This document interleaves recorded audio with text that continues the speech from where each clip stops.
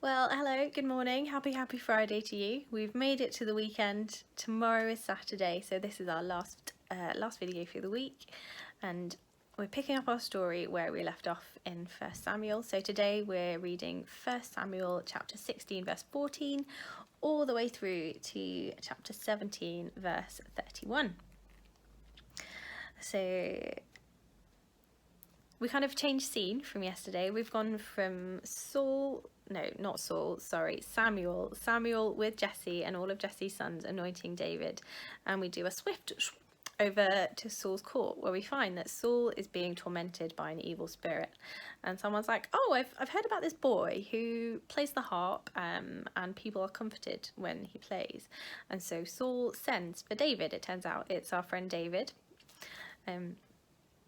So he sends for David, and he comes to love David very much. And whenever David plays in Saul's presence, Saul is quieted and the evil spirits stop tormenting him.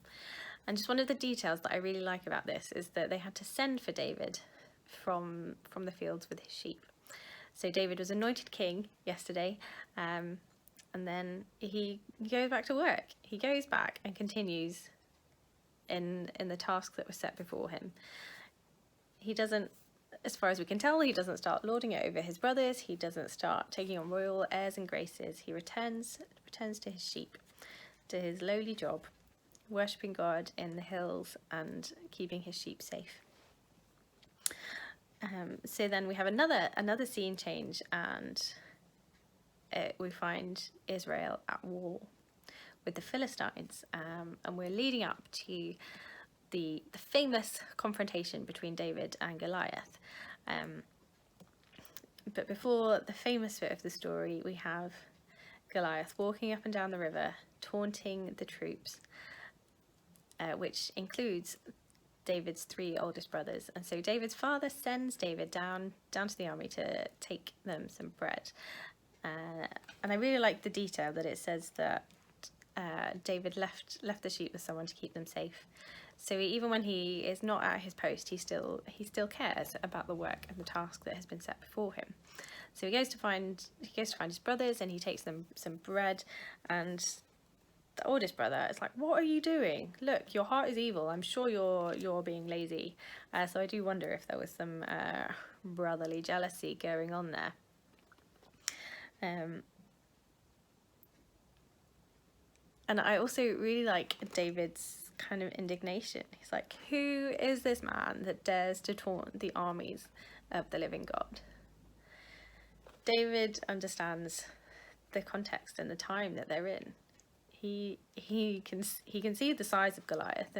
Goliath is like 9'9". It's nearly twice as tall, double my height. So this guy is scary. I mean, I would not want to bump into him on a dark night or in bright sunlight, in fact. But David knows that that Israel is the army of the living God. He knows that the living God is on their side. And so he understands in his heart that they can't lose because God is on their side. And that is a real encouragement for me, to me, because, I mean, there are bits of the world that are literally on fire, and there is so much going on that we can't do anything about, it seems like. As individuals, there's nothing we can do. I mean, particularly as individuals in the UK, there's nothing we can do to influence the US election, for example, which seems very fraught and tense.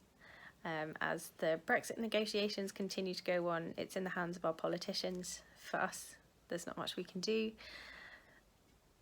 And the media, news article after news article, is predicting doom in so many categories. Oh man, if we look at our circumstances, life is pretty doomful. I mean, not even to joke about it. We are in a unique moment in history. But what is true of us is that the living God is with us, for us, behind us. we get to call Emmanuel our friend, God with us. And so that is my encouragement for us today as we head into the weekend. Maybe the news cycle will calm down, and maybe it won't. Maybe we just need to switch it off, get ourselves in perspective, and remember who is on our side.